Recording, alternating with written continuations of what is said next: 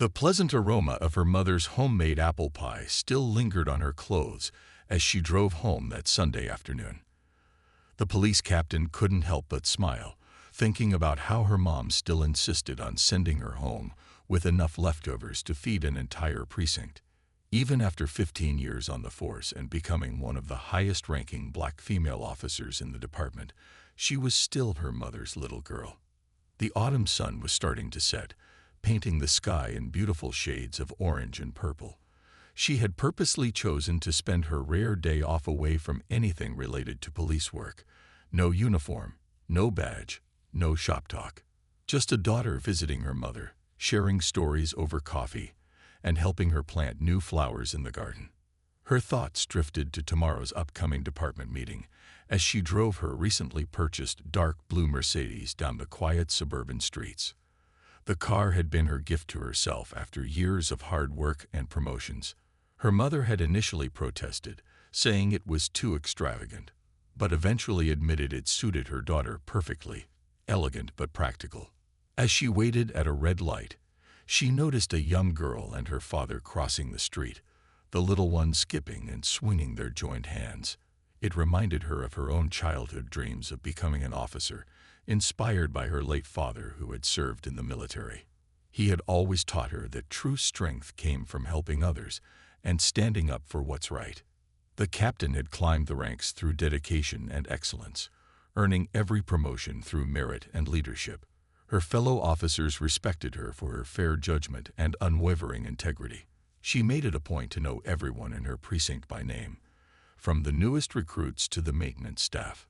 It wasn't just about authority.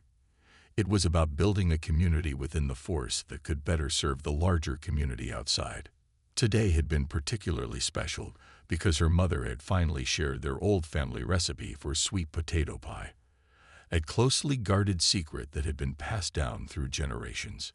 "It's time," her mother had said with a proud smile. "You've grown into the kind of leader your father always knew you'd be." As she turned onto Cedar Avenue, she adjusted her rearview mirror, catching a glimpse of herself.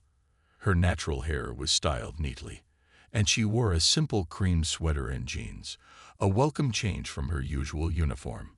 The weekend traffic was light, and she was looking forward to getting home, maybe calling her sister to share the exciting news about finally getting the family recipe. She noticed a police cruiser in her rearview mirror, following at a distance. Years of experience told her something was off about how it tailed her, but she stayed calm. She checked her speed, exactly at the limit, and made sure her turn signals were working properly. Her hands instinctively gripped the steering wheel a little tighter as she continued driving, maintaining her composure while staying alert. Little did she know that this routine drive home was about to become much more than just another Sunday afternoon. The flashing lights that suddenly lit up her rearview mirror would mark the beginning of an incident that would test her patience, challenge her principles, and ultimately lead to meaningful change within the department she had dedicated her life to serving. The captain took a deep breath as she carefully pulled over to the side of the road, her mind already racing with thoughts about what was to come. But she remained collected, just as she had trained countless officers to do in tense situations. This moment, though she didn't realize it yet, would become a turning point not just for her, but for the entire police force. The police cruiser's lights flashed brightly in her rearview mirror as she pulled over to the curb, making sure to stop in a well-lit area. She could see nearby residents peeking through their windows at the scene unfolding on their quiet street. Years of experience had taught her exactly what to do. She kept her hands visible on the steering wheel, turned on the interior light, and waited calmly. Through her mirror, she watched the officer take his time getting out of his car, something about his body language setting off warning bells in her mind. He approached with his hand resting on his holster, an unnecessary gesture that told her volumes about his state of mind. The captain had trained enough officers to know this wasn't standard procedure for a routine traffic stop. "License and registration," the officer demanded without any greeting, his flashlight beam practically blinding her as he shined it directly in her face. His tone was sharp, unnecessarily aggressive. She noticed his nameplate was partially obscured, another red flag that made her jaw clench slightly. "Good evening, officer," she replied steadily, keeping her voice calm and professional. "May I ask why I'm being pulled over?" She moved slowly, deliberately, making sure her hand stayed visible as she reached for her purse. The officer's response came quick and cutting. "This vehicle matches a description we're looking for.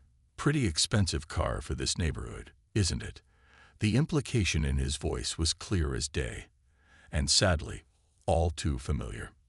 She pulled out her driver's license, insurance, and registration, handing them over with the same patience she taught countless rookies during academy training sessions. The documentation was impeccable. She made sure of that, knowing she had to be twice as careful as anyone else. "This your car?" he questioned, scanning the papers with obvious skepticism. "Where'd you get it from?" His flashlight beam swept across the car's interior, as if searching for something, anything, to justify his suspicions. "Yes, it is my car," she replied evenly. "I purchased it from Downtown Motors 3 months ago." She could feel her heart beating faster, not from fear, but from a deep, burning frustration. Every question, every gesture from this officer screamed of prejudice, of assumptions made before he'd even approached her window. "Step out of the vehicle," he ordered, taking a step back. When she didn't immediately comply, his voice grew harder. "I said, step out of the vehicle now." The captain took a slow, deep breath. She had been in this position before, but never quite like this. As she reached for her door handle, she discreetly pressed the record button on her phone, letting it capture what was unfolding. She knew this moment could be more than just another incident of harassment. It could be an opportunity for real change. As she stepped out into the cool evening air, she stood tall, her presence naturally commanding despite her casual attire. The officer took an instinctive step back, perhaps sensing something wasn't quite as he'd assumed. She could see another patrol car approaching in the distance. He'd called for backup without any provocation. "Officer," she began, her voice carrying the weight of her years of service, "I'm going to reach into my back pocket. There's something there you need to see." The tension in the air was thick enough to cut with a knife, as nearby neighbors had begun gathering on their porches, phones raised, recording the scene. This stop was about to become much more than what this officer had bargained for. The captain knew that what happened in the next few moments would either escalate into something ugly or transform into a powerful teaching moment. Either way, it would be a story that would echo through the halls of the police department for years to come. The officer's hand tightened on his holster as she reached for her back pocket, the tension in the air thick enough to make breathing difficult.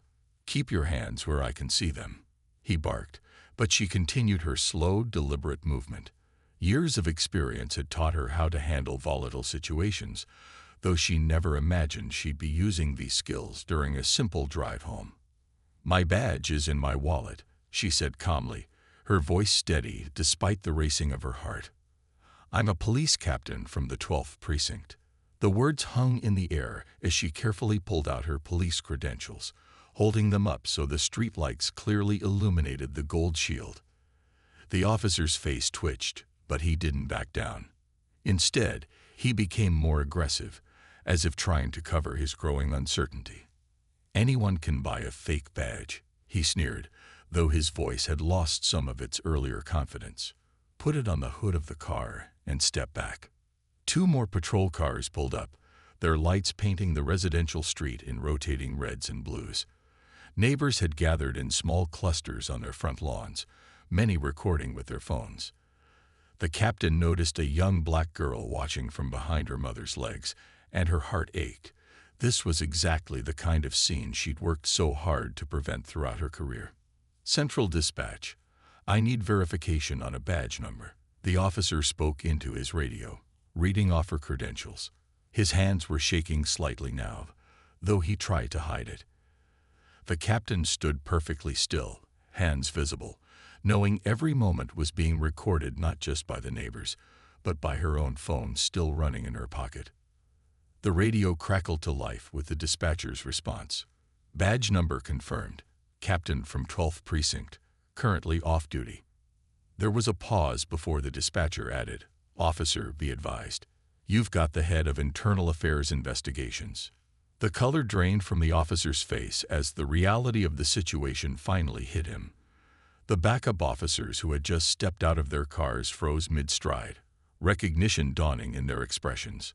One of them, a veteran sergeant, immediately recognized her from last month's department-wide training seminar. "Captain," the sergeant called out, his voice carrying a mix of respect and concern. "Is everything all right here?" He walked over quickly, positioning himself between her and the first officer, who still hadn't lowered his flashlight. The captain maintained her professional composure, though her voice carried an edge of steel when she spoke. "No, Sergeant, everything is not all right. I've been pulled over without cause, subjected to hostile treatment, and ordered out of my vehicle without explanation. And I suspect this isn't the first time this officer has conducted himself this way." The first officer finally lowered his flashlight, his previous bravado completely deflated. The captain could see sweat beading on his forehead. Despite the cool evening air, he opened his mouth to speak, probably to attempt some kind of explanation. But she held up her hand. "Save it for the formal review," she said firmly. "I want your body camera footage preserved, along with the dash cam recording. Sergeant, please note the time and location of this stop." She turned to address the growing crowd of onlookers, her voice carrying clearly in the night air. "Everyone who recorded this incident, please keep your videos. You may be contacted for statements." This was bigger than just one traffic stop or one officer. As she stood there under the street lights, watching the original officer retreat to his patrol car, she knew this moment would become a turning point. It wasn't about revenge or punishment. It was about finally having irrefutable proof of what many in the community had experienced for years. The night air was filled with whispered conversations from the onlookers and the crackling of police radios as the situation slowly de-escalated. But this wasn't the end. It was just the beginning of what would become a much larger conversation about change, accountability, and the true meaning of protecting and serving all members of the community. The officer's hand tightened on his holster as she reached for her back pocket, the tension in the air thick enough to make breathing difficult. "Keep your hands where I can see them," he barked, but she continued her slow, deliberate movement. Years of experience had taught her how to handle volatile situations, though she never imagined she'd be using these skills during a simple drive home. "My badge is in my wallet," she said calmly, her voice steady despite the racing of her heart. "I'm a police captain from the 12th Precinct." The words hung in the air as she carefully pulled out her police credentials, holding them up so the streetlights clearly illuminated the gold shield. The officer's face twitched, but he didn't back down. Instead, he became more aggressive, as if trying to cover his growing uncertainty. "Anyone can buy a fake badge," he sneered, though his voice had lost some of its earlier confidence. "Put it on the hood of the car and step back." 2 more patrol cars pulled up, their lights painting the residential street in rotating reds and blues. Neighbors had gathered in small clusters on their front lawns, many recording with their phones. The captain noticed a young black girl watching from behind her mother's legs, and her heart ached. This was exactly the kind of scene she'd worked so hard to prevent throughout her career. "Central Dispatch, I need verification on a badge number." The officer spoke into his radio, reading off her credentials. His hands were shaking slightly now, though he tried to hide it. The captain stood perfectly still, hands visible, knowing every moment was being recorded not just by the neighbors, but by her own phone still running in her pocket. The radio crackled to life with the dispatcher's response. "Badge number confirmed. Captain from 12th Precinct, currently off duty." There was a pause before the dispatcher added, "Officer, be advised. You've got the head of Internal Affairs Investigations." The color drained from the officer's face as the reality of the situation finally hit him. The backup officers who had just stepped out of their cars froze mid-stride, recognition dawning in their expressions. One of them, a veteran sergeant, immediately recognized her from last month's department-wide training seminar. "Captain," the sergeant called out, his voice carrying a mix of respect and concern. "Is everything all right here?" He walked over quickly, positioning himself between her and the first officer, who still hadn't lowered his flashlight. The captain maintained her professional composure, though her voice carried an edge of steel when she spoke. "No, Sergeant, everything is not all right. I've been pulled over without cause, subjected to hostile treatment, and ordered out of my vehicle without explanation. And I suspect this isn't the first time this officer has conducted himself this way." The first officer finally lowered his flashlight, his previous bravado completely deflated. The captain could see sweat beading on his forehead, despite the cool evening air. He opened his mouth to speak, probably to attempt some kind of explanation, but she held up her hand. "Save it for the formal review," she said firmly. "I want your body camera footage preserved, along with the dash cam recording. Sergeant, please note the time and location of this stop." She turned to address the growing crowd of onlookers, her voice carrying clearly in the night air. "Everyone who recorded this incident, please keep your videos. You may be contacted for statements." This was bigger than just one traffic stop or one officer. As she stood there under the street lights, watching the original officer retreat to his patrol car, she knew this moment would become a turning point. It wasn't about revenge or punishment. It was about finally having irrefutable proof of what many in the community had experienced for years. The night air was filled with whispered conversations from the onlookers and the crackling of police radios as the situation slowly de-escalated. But this wasn't the end. It was just the beginning of what would become a much larger conversation about change, accountability, and the true meaning of protecting and serving all members of the community. The next morning, the precinct buzzed with nervous energy. Word of last night's incident had spread like wildfire through the department, and all eyes followed the captain as she walked through the building's main entrance. Her steps were measured and confident, just like any other day, though she carried the weight of what needed to be done. Her phone hadn't stopped buzzing since dawn. Local news channels had already picked up the story.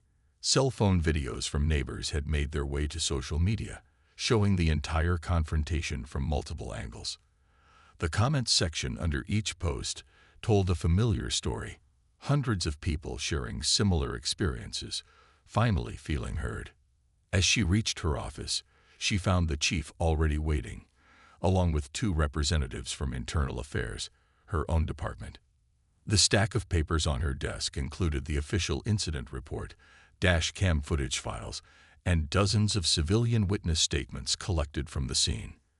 "The officer has been placed on administrative leave," the chief began, his voice tired. "He'd clearly been up all night dealing with the fallout. But we both know that's not enough this time." He paused, looking at her with a mix of respect and anticipation. They'd worked together long enough for him to know she wouldn't let this become just another disciplinary note in a personnel file.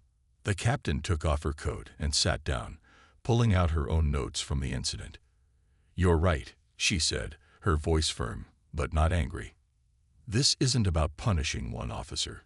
It's about fixing a system that made him think his actions were acceptable." She opened her laptop and pulled up statistics she'd been tracking for years. Traffic stop demographics, complaint patterns, training completion rates. "Look at these numbers," she said, turning the screen toward them. Last night wasn't an isolated incident. It was just the first time it happened to someone who could do something about it. Outside her office, she could see officers gathering in small groups, their conversations hushed but animated. Some looked worried, others seemed defensive, and a few, especially the younger officers, appeared hopeful. Change was coming, and everyone could feel it.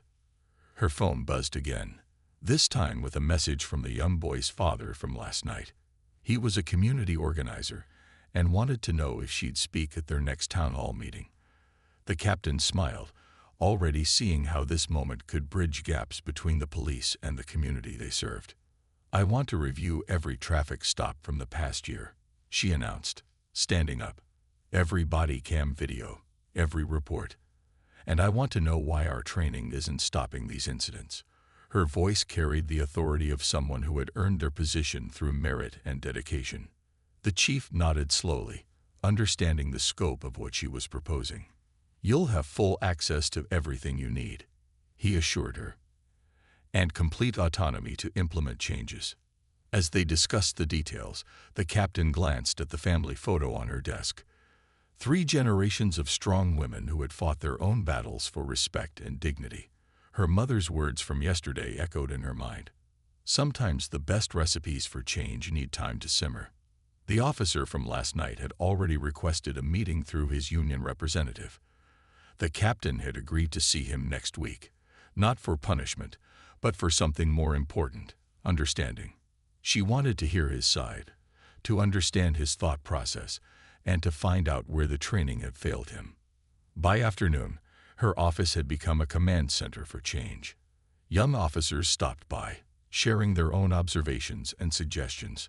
Veterans came in, some finally opening up about things they'd seen but never reported.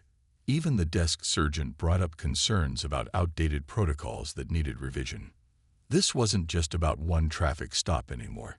It had become a catalyst for the kind of change she dreamed of when she first put on the badge.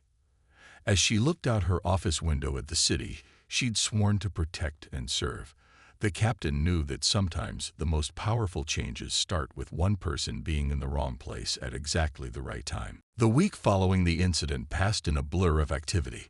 The captain sat in her office, surrounded by stacks of reports and data, her desk covered with sticky notes and highlighted documents. She'd barely gone home, driven by a sense of purpose that kept her working late into the night. A knock on her door interrupted her concentration. It was the young officer she'd assigned to help analyze traffic stop patterns. His eyes were wide with what he'd discovered. "Captain, you need to see this," he said, placing a thick folder on her desk. "We found a pattern in the data that's, well, it's worse than we thought." The numbers told a story that couldn't be ignored. Over the past year, minority drivers were being pulled over at nearly 5 times the rate of others, often for minor infractions or routine checks that led nowhere. Each statistic represented someone's father, mother, brother, or sister who had faced unnecessary harassment. Her phone lit up with a text from her mother. "Don't forget to eat lunch, baby." Fighting for justice on an empty stomach never helped anyone. She smiled, grateful for her mother's constant support, even as local media outlets had started camping outside their family home, hoping for interviews. The community response had been overwhelming. Her email inbox was flooded with stories from people who had faced similar situations. Teachers, doctors, business owners, all sharing experiences of being pulled over for driving while black. Each story strengthened her resolve to create real change. The officer from the incident had been interviewed yesterday. She watched the recording now, noting how his arrogance had melted away when confronted with his own dashboard camera footage. "I was just following my training," he claimed, but the captain knew better. She'd reviewed the training materials herself. Nothing in them justified his actions. A gentle tap on her window caught her attention.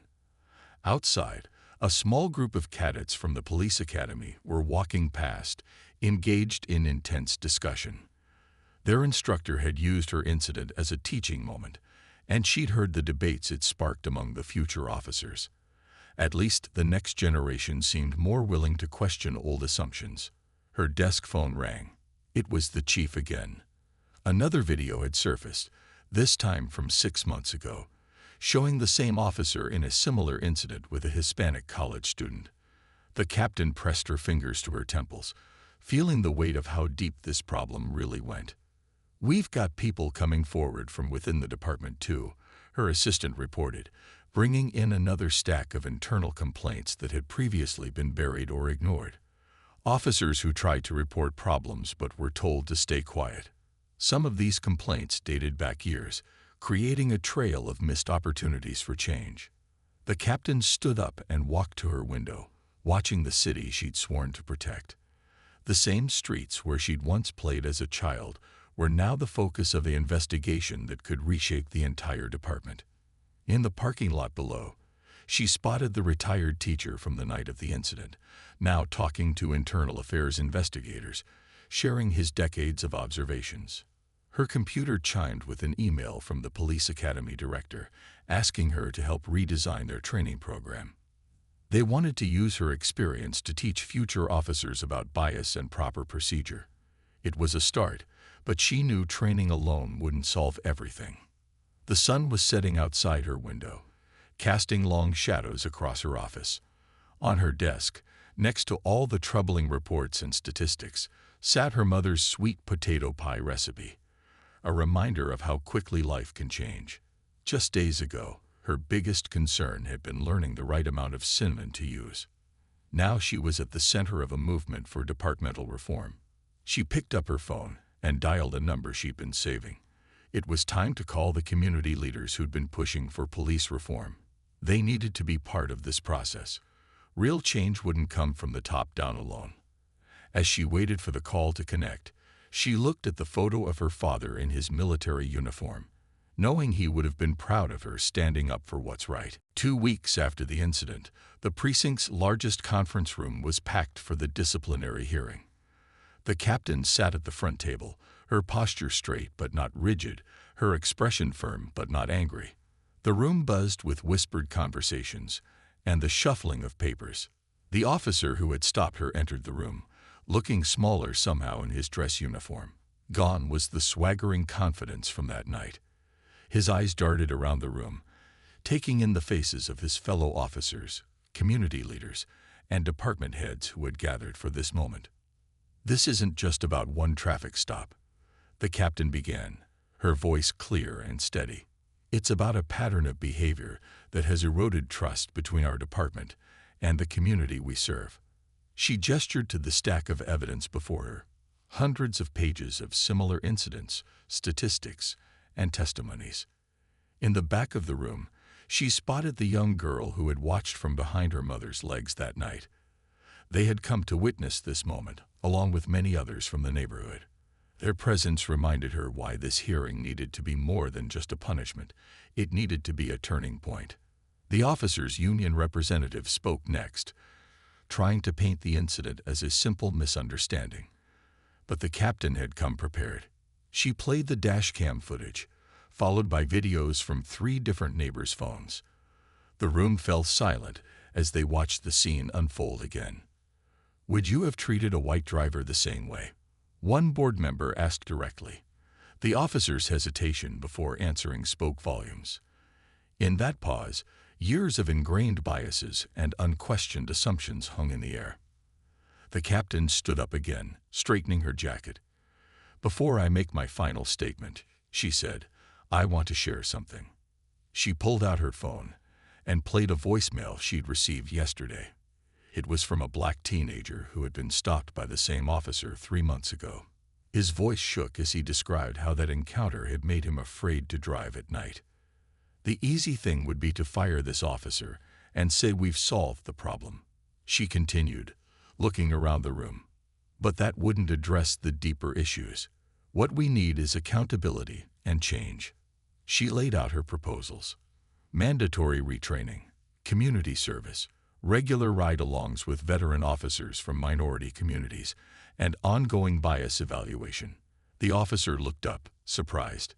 He had clearly expected to lose his job.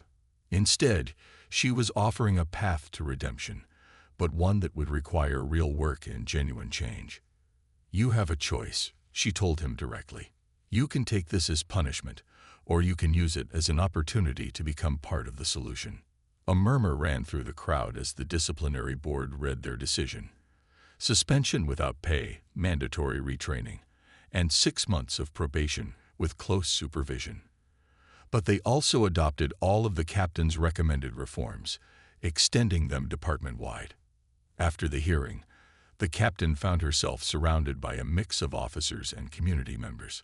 Some wanted to share their own stories. Others wanted to know how they could help with the changes ahead.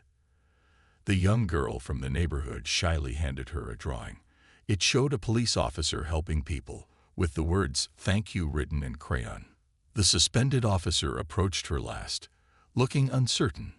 "Captain," he began, his voice quiet.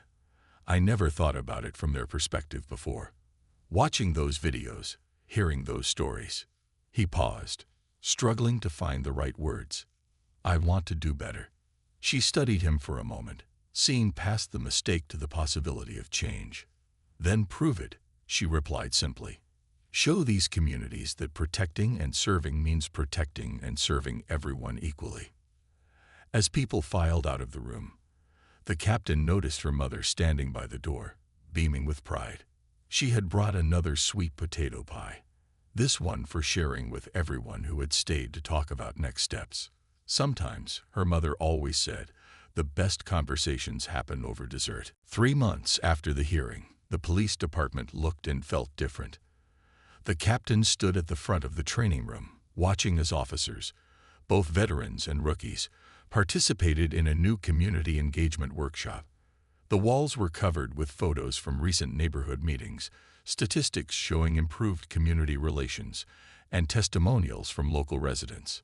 The suspended officer sat in the front row, taking detailed notes. His transformation over the past months had surprised everyone, including himself. After spending time working with community youth programs as part of his retraining, something had clicked. He'd started sharing his own story of change with other officers, becoming an unexpected advocate for reform. "Remember," the captain addressed the room, "every traffic stop, every interaction, is a chance to either build or break trust." She clicked to the next slide, showing dash cam footage from recent stops where officers had handled situations exceptionally well. These are examples of what protecting and serving really looks like.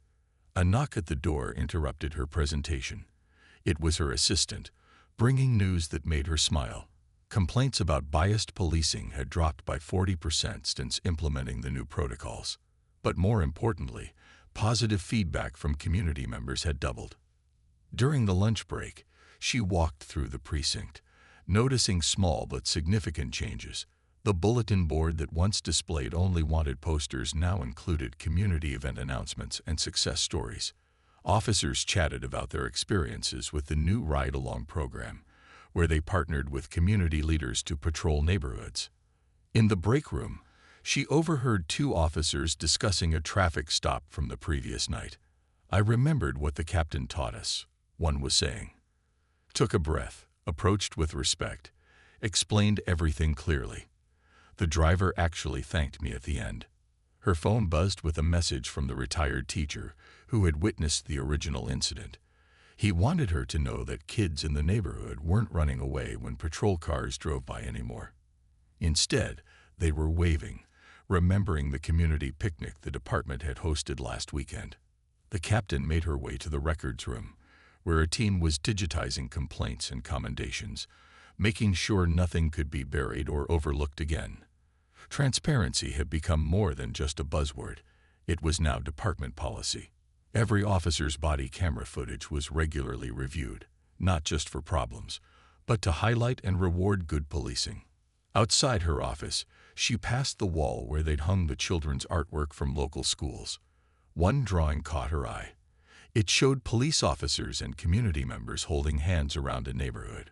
The simple crayon illustration captured everything they were working toward. The afternoon brought a meeting with community leaders, now a regular occurrence. They sat around a large table, officers and civilians together, discussing recent incidents and brainstorming solutions. The atmosphere was different from the tense confrontations of the past. There was trust now and genuine collaboration. "My grandson wants to be a police officer," one elderly community member shared, her voice full of emotion. "Last year, that would have terrified me. Now," she glanced at the captain with grateful eyes, "now I think he could really make a difference." Later, reviewing the day's reports, the captain found a letter from a young driver who had been stopped for a broken taillight. Instead of writing a ticket, the officer had connected him with a local mechanic who offered discounted repairs for low-income residents, a new partnership program they'd established. As the sun set outside her window, she thought about how one incident had sparked such widespread change. The department's new training programs were being adopted by other precincts across the state. Their community engagement model was being studied as a blueprint for reform. A gentle knock interrupted her thoughts. It was her mother, bringing dinner to her hardworking daughter. As they shared the meal, the captain realized that sometimes the biggest changes start with the smallest moments, like a peaceful Sunday drive that turned into something much more important. 1 year had passed since that fateful Sunday evening. The captain stood at the podium in the city hall, looking out at the packed audience. Community members, police officers, and local leaders had gathered for the first annual Community Police Partnership Awards ceremony, an event that had grown from the seeds of change planted 12 months ago. The formerly suspended officer sat in the front row, now wearing a new badge, Community Relations Coordinator. His journey from that traffic stop to becoming a champion for change had inspired others. Today, he would be speaking to the newest class of Police Academy recruits about his transformation and the importance of unbiased policing. A year ago, the captain began, her voice carrying through the quiet hall. I was just trying to drive home from my mother's house. A gentle ripple of knowing laughter spread through the crowd. But what happened that night showed us something important. That change is possible when we're brave enough to face our problems honestly. She gestured to the screens behind her, displaying the year's achievements. Complaints of biased policing down by 60%, community trust ratings up by 70%, and most importantly, a visible change in how officers and residents interacted with each other. The statistics told one story, but the real changes could be seen in everyday moments. The young girl who had watched the incident from behind her mother's legs was now part of the department's Youth Advisory Council, helping bridge the gap between police and young people. She had brought her whole class to tour the precinct last week, asking thoughtful questions about what it meant to serve and protect. The retired teacher who had witnessed everything that night now led community feedback sessions, where residents could share their experiences directly with officers. These conversations, sometimes difficult but always necessary, had become the foundation of their new approach to community policing. But numbers and programs aren't the whole story, the captain continued, pulling out her mother's sweet potato pie recipe, the same one she'd gotten the day of the incident. Real change happens in small moments, in daily choices, in learning to see each other as human beings first. The audience nodded as she described how the department had transformed. Traffic stops were now recorded and reviewed not just for problems, but as teaching opportunities. Officers were regularly paired with community members for patrol ride-alongs. The old us versus them mentality was being replaced by a genuine spirit of partnership. A video played on the screens, showing interviews with officers and residents. One clip captured a moment from last month, an officer helping a black teenager fix his bicycle chain instead of questioning why he was in the neighborhood. Another showed community members and police working together to organize a neighborhood safety program. The formerly suspended officer stepped up to share his story next. I was wrong, he said simply, his honesty touching everyone in the room. But being wrong taught me how to be better. He described how working with the community had opened his eyes, how he'd learned to question his own biases and assumptions. As the ceremony continued, the captain watched proudly as awards were given to officers who had shown exceptional community engagement and to residents who had helped build bridges of understanding. This was what real police work should look like, a partnership between officers and the people they served. After the ceremony, she found her mother in the crowd, still beaming with pride. "You did good, baby," she said, pulling her daughter into a hug. "Your father would be so proud." The captain held on to that embrace, thinking about how one moment of injustice had led to waves of positive change. Outside City Hall, children played with police officers who had joined their basketball game. Residents chatted comfortably with patrol officers they now knew by name. The barrier of mistrust that had once seemed unbreakable was slowly but surely coming down. As the captain walked to her car, the same one from that night a year ago, she smiled at how far they'd come. The incident that could have been just another sad statistic had instead become a catalyst for transformation, proving that sometimes the best recipes for change just need the right ingredients and the courage to try something new.